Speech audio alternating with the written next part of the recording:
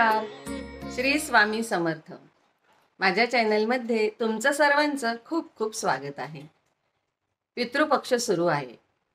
पितृपक्षात काही नियम आहेत आणि अनेक जण ते काटेकोरपणे हे नियमांचं पालन पण करतात.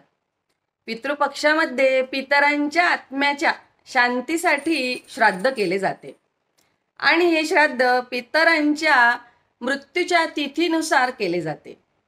या काळात ब्राह्मणांना अन्नदान करणे आणि दान करणे शुभ मानले जाते. असं म्हणतात की पितर प्रसन्न झाले तर आशीर्वाद देऊन आपल्या निवासस्थानी जातात आणि ज्याला पितरांचा आशीर्वाद मिळतो त्याला जीवनात सुख, समृद्धी आणि यश मिळते. पितृपक्षात गायीच्या व्यतिरिक्त कावळ्यालाही खूप विशेष महत्त्व असून श्राद्धानंतर कावळ्यांना भोजन देणे अनिवार्य मानले जाते. पितृपक्षातील कावळ्याचे महत्त्व आणि त्याच्याशी संबंधित एक पौराणिक कथा आहे, ती आज आपण जाणून घेऊया. पितृपक्षात कावळ्याचे महत्त्व साधारणपणे घराच्या छतावर जेव्हा कावळा येतो तेव्हा त्याला हाकलले जाते, कारण कावळ्याने छतावर येऊन ओरडणे अशुभ मानले जाते.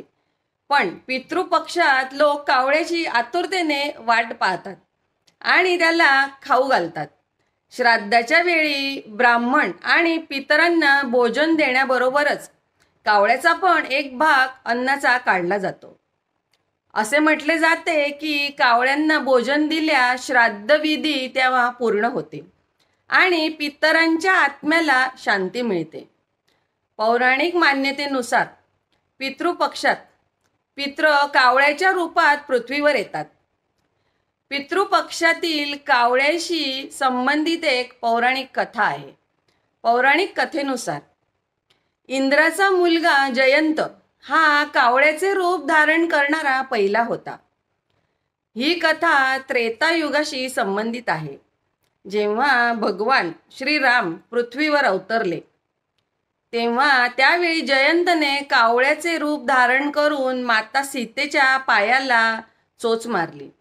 तेव्हा भगवान श्रीरामांनी जयंतच्या डोळ्यावर बाण मारला. जेव्हा त्याने आपल्या कृत्याबद्दल प्रभू श्रीरामांची क्षमा मागितली तेव्हा रामाने त्याला वरदान दिले की पूर्वजांनी त्याला अर्पण केलेले अन्न मिळेल. तेव्हापासून श्राद्धाच्या वेळी कावळ्यांना भोजन देण्याची परंपरा सुरू आहे.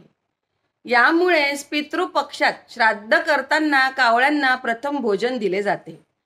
पितृपक्षाच्या काळात कावळ्यांना मारले जात नाही किंवा कोणत्याही प्रकारचे अत्याचार केले जात नाही. जर एखाद्या व्यक्तीने असे केले तर त्याला त्याच्या पूर्वजांचा शाप मिळतो आणि इतर देवी देवतांचा कोपाचा सामना करावा लागतो आणि त्याला आपल्या जीवनात कधीही सुख शांती मिळत नाही अशी धार्मिक मान्यता आहे.